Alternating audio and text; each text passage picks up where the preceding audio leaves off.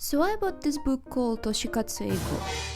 It's a book meant for Japanese fans to help them learn English for, how do I say it, fan-related situations? Well, you can think about it as a vocabulary, but let me tell you what, this book is pretty insane. First of all, what does this title, Oshikatsu Eigo, translates into? Well, it is right here, right on the cover. It translates into English for Oshikatsu. And now I have to explain what Oshikatsu means. I think a lot of people who are on Japanese internet these days already know the meaning of the word oshi, but still, just in case, I will explain it. This noun, oshi, comes from the verb osu, which just literally means to recommend. So if you recommend someone your favorite book or your favorite anime or your favorite character, this is all osu. No, not this one. This one has a different meaning to it. And so oshi is literally just a noun which comes from this verb, and so it literally just translates into fan. However, unlike the English word fan, this fan doesn't work like the English fan does. The difference is that you can call oshi both the person or the character you love and yourself. So you're an oshi of your oshi. Don't ask me how it works, it just does. This is the first part of the word oshikatsu, and now let's talk about what katsu means. No, like seriously, it's starting to turn into Japanese lesson. Why? I'm a cool teacher. Please don't go away, please. Katsu in oshikatsu comes from the word katsudo, which means activity. So putting the words oshi and katsu together just makes up a single word for the word fan activity. Okay, now that we got this out of the way, let's talk about the book itself finally. It was released in March of this year and was written by Gekidan Mineko, a group who have also done other female-oriented essay books and manga. I think I first saw this book when it was trending on Japanese Twitter when it just came out, and as a fellow oshi, that's right, we don't say fan or something else like stan in my house, we only say oshi. We're going full weeb mode right now, and as a fellow oshi, I thought that I need to buy it. And so here I am, I bought it and I read it, and it's remarkable. Why is this book remarkable? Well, let me tell you all about it. So, what do we know about Japanese English? First of all, we know that it's very, very bad and sometimes very funny. And this book is an English dictionary made by Japanese people for Japanese people. So, does this mean that this book is also very bad and funny? Well, yes, but also not really. To be completely honest, well, I first bought this book expecting to get a good laugh out of it, but in the end, I actually got surprised how well written it is. Yes, there are still very strange parts of it, which we're going to talk about, and this is why I'm making this video, but still, even I, knowing a lot about oshi culture at this point, got some new and very interesting information out of this book. First of all, before actually starting to cringe from this book, I would like to say that the illustrations are just so pretty. Look at her, look at this girl on the cover. Like, she's so cute, but she knows. Also, there is this girl drowning in a swamp, and we'll talk about this later, but yeah girl, me, hashtag relatable, yay. And also there is this guy who looks like a knockoff Shingeki no Kyojin character, so if you want to express your love for your oshi who is probably dead, this book is also for you. No, but seriously, the art is so cute. Just look at them, look at these girls, look at them, I want to hug them. Like, they're so cute, why are you so cute? This art style is way too precious, I love it. Another thing that I also really liked is the structure of this book. It has 5 chapters and goes from the easiest stuff to the hardest stuff. For example, in the first chapter we have just general words which are used in oshikatsu, both in real life and in internet life. Chapter 2 has full phrases which you can use to greet your oshi, to tell them that you love them, to support them, which I guess won't really work on your dead Shingeki no Kyojin characters, but still. It also has phrases to help you ask your oshi for requests, which is why you can see that this book is for people who are fans of foreigners, because I'm not sure there are really a lot of opportunities to ask your oshi for requests in Japan. No, but seriously, do people actually do that? Like, I don't think I've seen anybody ask their oshi for requests here while meeting them. Please tell me. Chapter 3 has phrases which teach you to talk to other fans, which is actually pretty clever, I think. If I wrote a book like this, I think I wouldn't have thought about putting it in the book, but I think that this one is really helpful in the reality. Chapter 4 has phrases which you can use to talk about staff members both at the events and on internet. In chapter 5 we have phrases to talk to foreign staff and foreign fans at the events and on internet, and wow, how did we come here? There is also some bonus content in the end of this book, which is mostly the interviews with different oshi from different countries, which is interesting. They really try to find a variety of people for those interviews, so I respect that, I can say it. So now that we know what's inside of this book, let's finally go and read it. You start reading the book right from the cover, because on the cover we already have 3 most important words, I assume. The first one is totoi.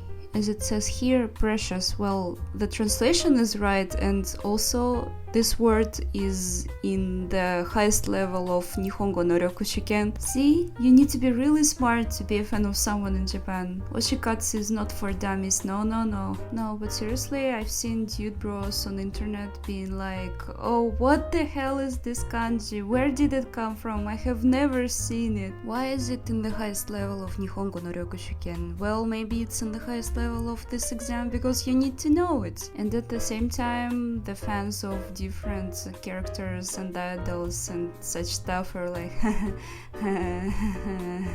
but really this is the word which is used very often by the fans of somebody or something, because if you literally in any case want to say that your oshi is precious, you just say totoi, tete.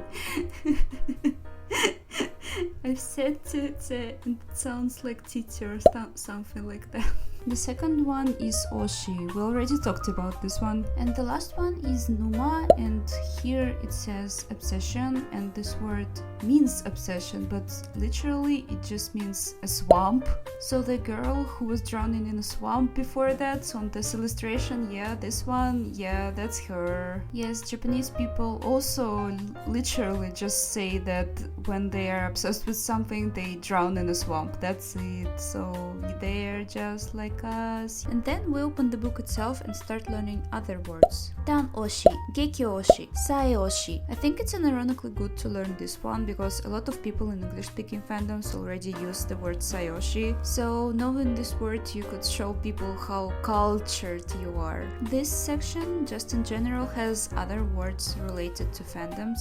There is actually the word fandom itself, which is fandomu in Japanese. And I'm not really sure how many people in Japan actually use the word fandom. I haven't really seen a lot of people do that, but it's in this book, so I guess maybe people use it.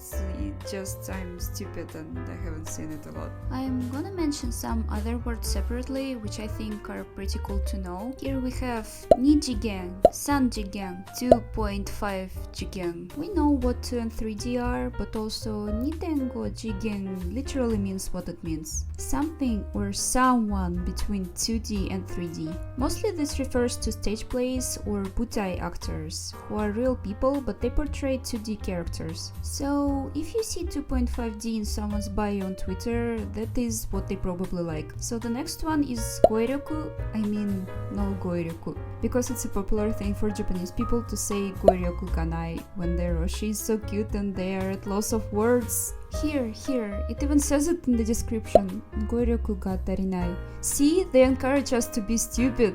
Oh, by the way, there is the swamp girl again. Please help her. She's dying, but she's happy, but I still feel bad for her. Someone save her, please.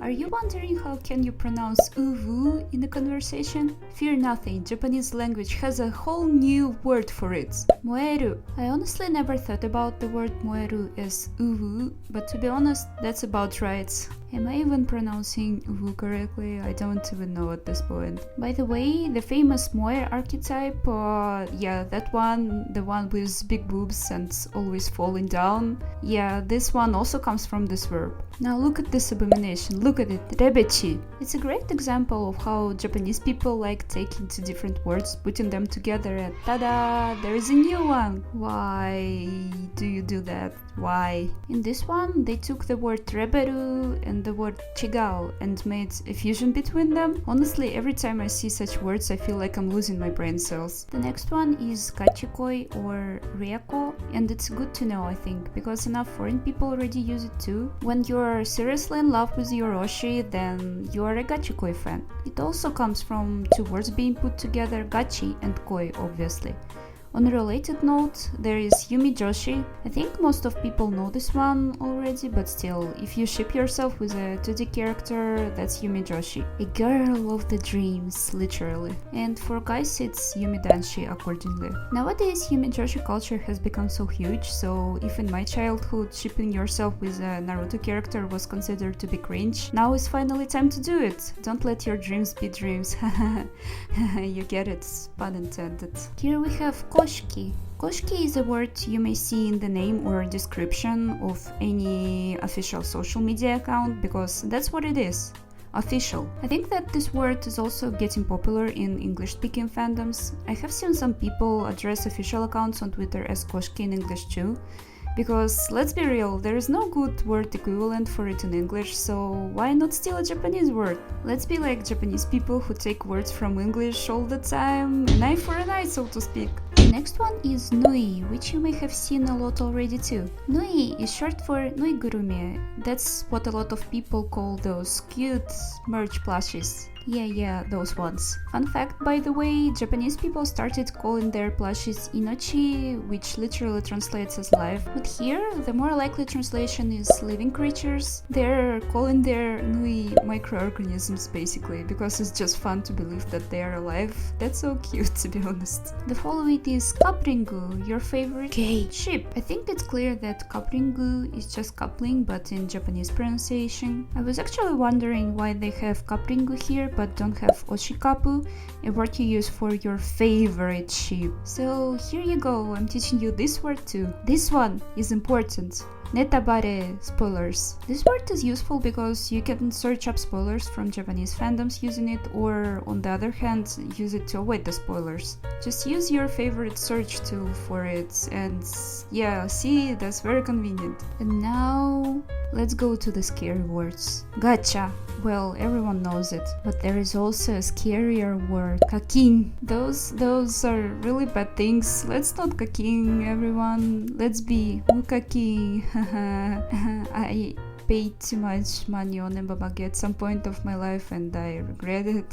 I also want to mention that there is a word wabishi next to this one, which they translated as apologems. So I think this was actually pretty smart. Good job, book, good job. The book goes on to list a bunch of other words related to anime, movies, celebrities, and such stuff. We have the word for singer, writer, YouTuber, which is just YouTuber. Also, I'm kinda surprised, considering how popular VTubers are, that they don't have the word VTuber in here. No, but seriously, they even have athletes here, but not VTubers. How? Also, look, they have Vocaloid here, they have Vocaloid. Also, there is a very important word, which we all like.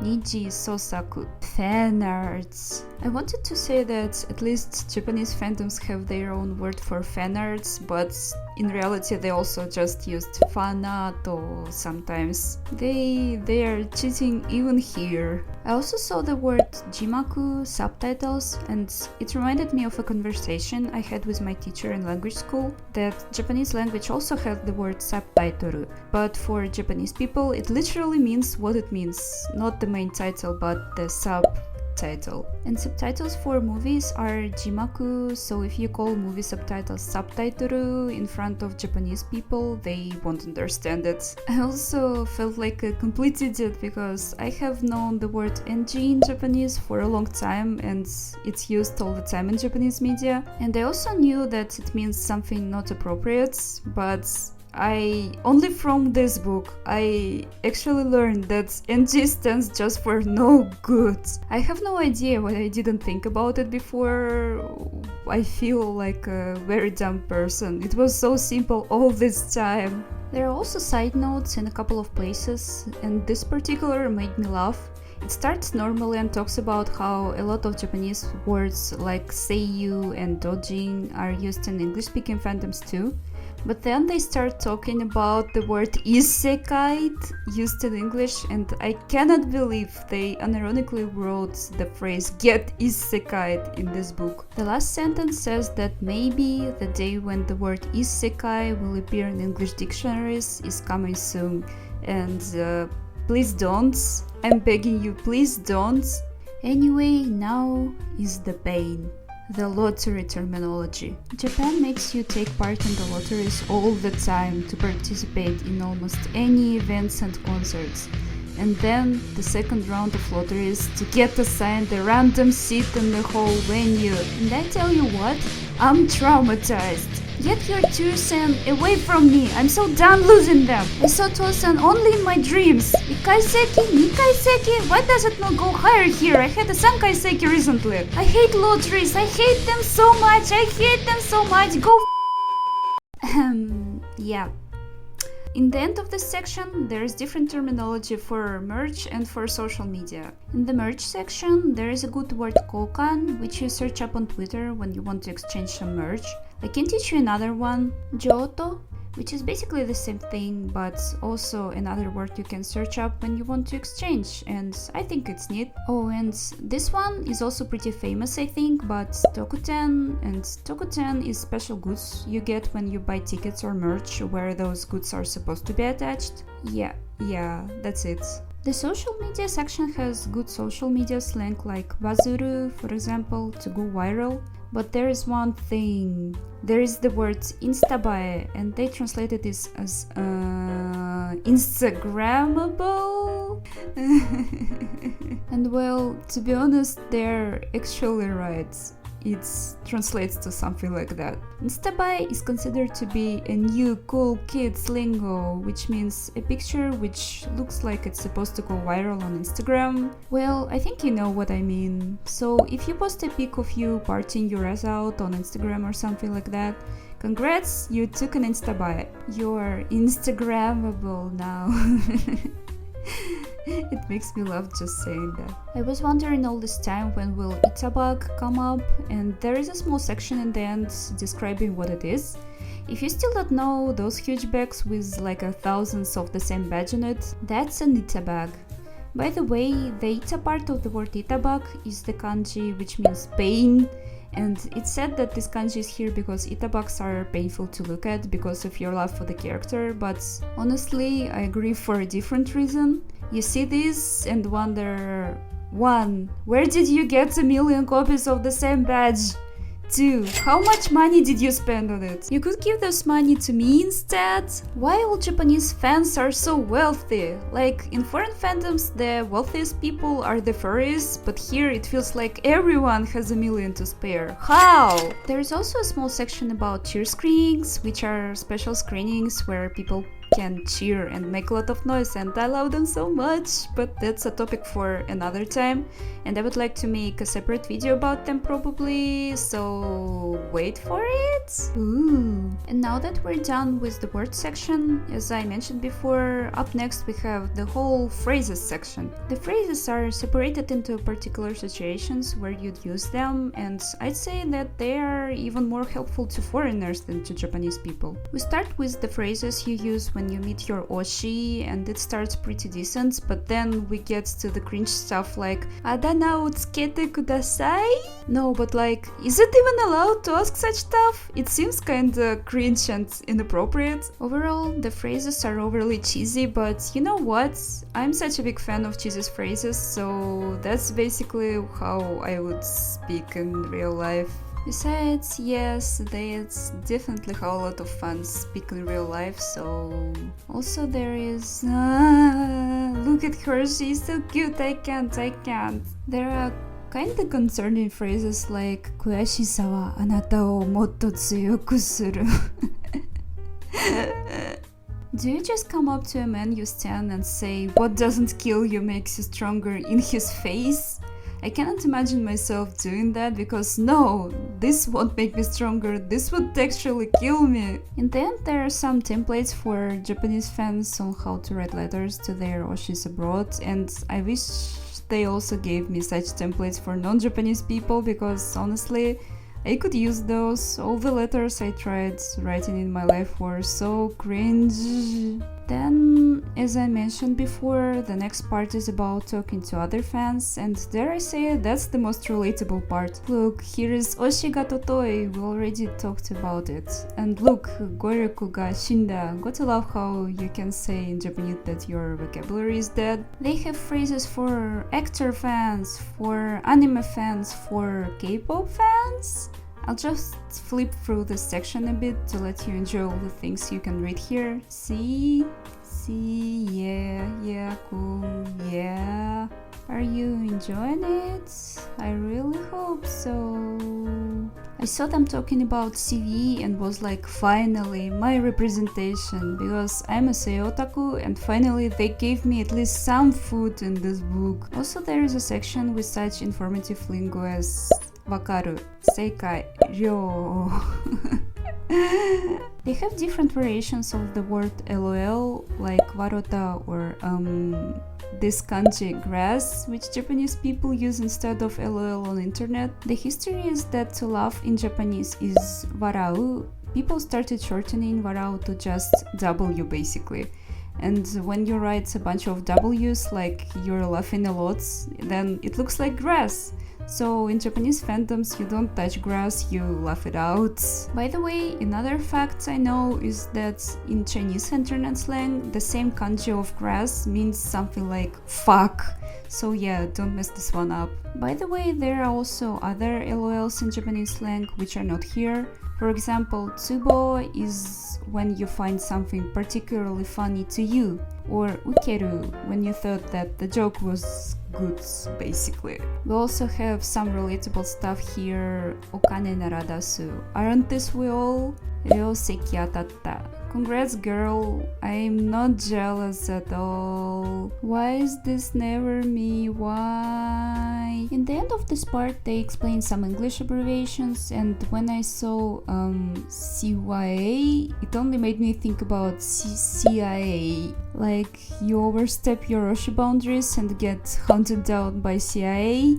But seriously, do people actually use this one? I haven't heard this one ever. And then I went to Google it, and the first thing which came up was cover your ass. So now I read about cover your ass abbreviation too. Thank you, book. The next part is phrases to address different production teams, and behold, this part has the most relatable and real sentence in the whole book.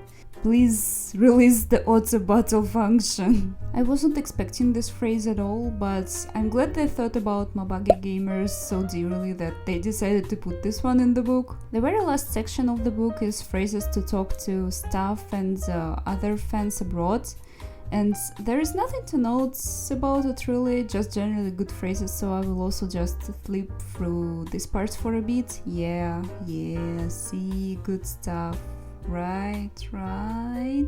Though in the end they give you some other cool kids lingo and also they describe it in details, so I kinda started feeling like I want to treat this book like a granny from that one meme. Yeah, let's just go to bed. We all believe that you're cool and hip, okay? The special contents part has the part where they ask 100 people who or what exactly they're oshis of.